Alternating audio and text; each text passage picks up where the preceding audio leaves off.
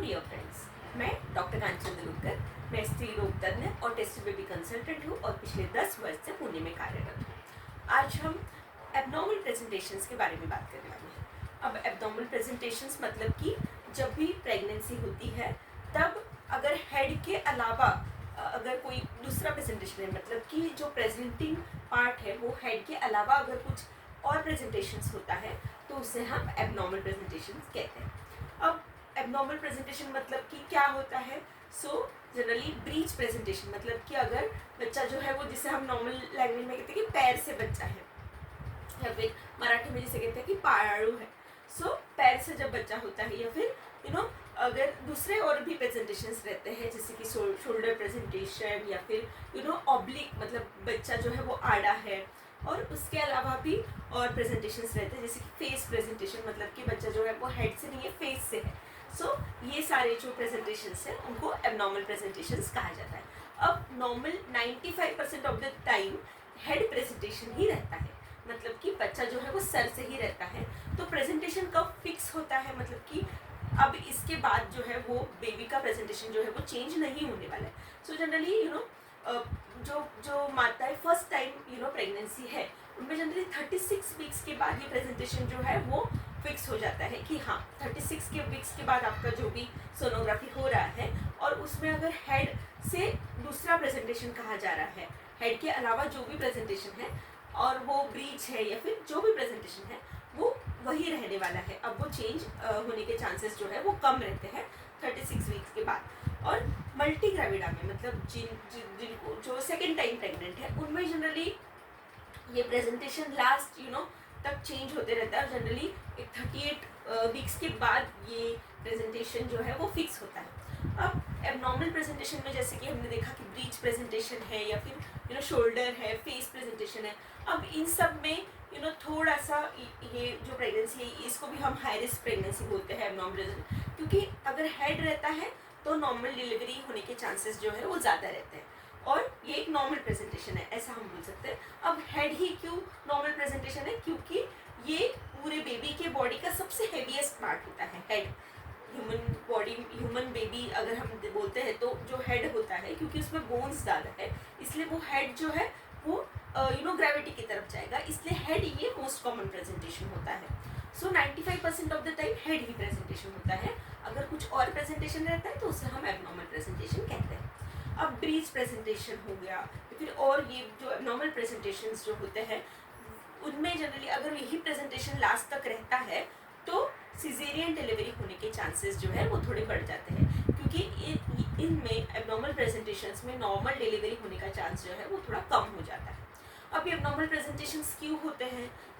कभी कभी यूट्रस में कुछ प्रॉब्लम होने की वजह से, जैसे कि सेप्टेड यूट्रस है या फिर और कुछ एनामोलीज है यूट्रस में, या फिर बेबी को कुछ प्रॉब्लम है, या फिर पानी ज़्यादा है, ये सब कारण होते हैं कि जिससे कि एब्नॉर्मल प्रेजेंटेशंस हो सकते हैं। इसमें आड़ा बच्चा होना, कि ट्रांसवर्स लाई जिसको हम बोलते हैं कि बेबी का हेड जो है वो नीचे नहीं आया है, पेल्विस में नहीं आया है और साइड में है, तो उसे हम ट्रांसवर्स लाई भी कहते हैं। तो ट्रांसवर्स लाई, ऑब्लिक लाई ये भी हो सकते हैं। ये सब डायग्नोज कैसे होते हैं? तो इसका डायग्नोसिस जनरली अगर हम चेक करने के लिए जाते हैं रूटीन चेकअप के लिए, तो पल्पेशन मतलब जब डॉक्टर चेक करते हैं एब्डोमिनली तब भी इसका डायग्नोसिस हो सकता है, या फिर सोनोग्राफी में भी इसका डायग्नोसिस हो सकता है। सोनोग्राफी में ज़्यादा कंफर्म डायग्नोसिस हमेशा प्रेजेंटेशन का होता है। लेकिन हाँ, अगर आपका 28 वीक्स के पहले जो सोनोग्राफी हो रहा है उसमें कुछ बोला है कि ब्रीच प्रेजेंटेशन है या फिर कुछ ट्रांसवर्स लाई, ऑब्लिक लाई ऐसा बोला है, लेकिन इसके लिए आपको डरने की ज़रूरत नहीं, क्योंकि ये जो है वो एक चेंजिंग लाई जिसको हम बोलते हैं वो होता है। आगे जाके ये जब आपका बेबी ग्रो होगा तब ये लाई जो है वो फिक्स होने वाला है और मोस्ट कॉमनली वो हेड होने वाला है। ऐसे केसेस में आगे जाके ये चेंज होता है। 28 वीक्स पे जो भी प्रेजेंटेशन है वो वही रहेगा, ऐसा ज़रूरी नहीं है, वो हेड प्रेजेंटेशन बाद में हो सकता है। अब एब्नॉर्मल प्रेजेंटेशंस में जैसे कि मैंने बोला कि हम डायग्नोसिस सोनोग्राफी से करते हैं, तो इन केसेस ऐसे केसेस में जनरली सिजेरियन डिलीवरी की ज़्यादा चांसेस होते हैं। अब ऐसा क्यों है? क्योंकि हेड जो है वो जैसे मैंने बोला कि वो हैवी होता है, उसका ज़्यादा पेल्विस में अच्छा पुश हो सकता है, तो इसलिए उसके नॉर्मल डिलीवरी होने के चांसेस ज़्यादा रहते हैं। लेकिन जब भी नॉर्मल प्रेजेंटेशन रहता है तो थोड़ा सा रिस्क रहता है बेबी को जो लेबर है वो डिस्टर्ब होने का, और जो लेबर का जो नॉर्मल लेबर का जो नॉर्मल हम बोलते हैं कि ड्यूरेशन है वो ज़्यादा रह सकता है, और हो सकता है कि कभी कभी बेबी जो है वो स्टक भी हो सकता है। तो ऐसे केसेस में एबनॉर्मल जब भी प्रेजेंटेशन होता है तो सिजेरियन डिलीवरी जो है वो आपको एडवाइस की जा सकती है, और ऐसे केसेस में सिजेरियन डिलीवरी करना ज़्यादा सेफ होता है मदर के लिए भी और बेबी के लिए भी। अब ये जो प्रेजेंटेशंस होते हैं, जिसकी ब्रीच प्रेजेंटेशन मैंने बोला, शोल्डर प्रेजेंटेशन, ट्रांसवर्स लाई या फिर ऑब्लिक लाई, इनमें प्रॉपर बेबी का डिलीवरी का आपको इलेक्टिवली सिजेरियन जिसको हम बोलते हैं वो किया जाता है, और इलेक्टिव सिजेरियन में प्रॉपर जो बेबी है वो बाहर सिजेरियन के वक्त भी प्रॉपर निकलना वो भी ज़रूरी होता है, क्योंकि बेबी को डिलीवरी के वक्त भी मतलब सिजेरियन के वक्त भी अगर प्रॉपर बेबी नहीं होता है तो उसको भी इंजरीज होने के चांसेस रह सकते हैं। तो ऐसे केसेस में प्रॉपर अपने स्पेशलिस्ट के कंसल्ट लेना ये बहुत ज़रूरी है। बेबी का NICU एडमिशन ये ऑफकोर्स डिपेंड करता है कि बेबी का कितने दिन पूरे हुए हैं, और बेबी का डिलीवरी के वक्त कैसा कोर्स था, इसके ऊपर डिपेंड करता है।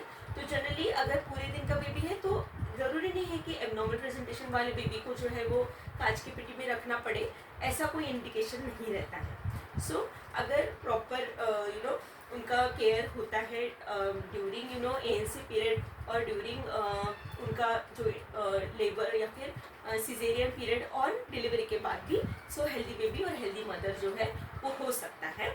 अब इसमें जो है वो प्रॉपर केयर लेना क्या ज़रूरी है कि सोनोग्राफीज प्रॉपर बेबी के होना चाहिए, जिसमें वेट और प्रेजेंटेशन जो है वो कंफर्म होना ज़रूरी है। उसके अलावा बेबी का वेट जो है वो बराबर है कि नहीं, उनका जो वीक्स है वो बराबर पूरे हुए कि नहीं, ये देखना ज़रूरी है। बेबी को कुछ एनामोली नहीं है ना, क्योंकि एबनॉर्मल प्रेजेंटेशन है तो बेबी को कुछ एनामोली नहीं है ना, प्लेसेंटा मतलब कि बर्ड की लोकेशन क्या है ये भी देखना बहुत ज़रूरी होता है। और जब सिजेरियन हो रहा है तो बेबी अगर प्रॉपर केयर ली जाती है तो बेबी जो है वो हेल्दी ही होता है। So this video was about abnormal presentations, वो क्या होते हैं, कौन से एबनॉर्मल प्रेजेंटेशंस होते हैं, उनमें कैसे कैसे हम लोग मैनेजमेंट करते हैं, और कैसे हम प्रिकॉशंस लें ताकि हेल्दी मदर और हेल्दी बेबी हो सके। ये हमने इस वीडियो में जाना। आई होप ये वीडियो आपको इन्फॉर्मेटिव लगा हो। Thank you so much.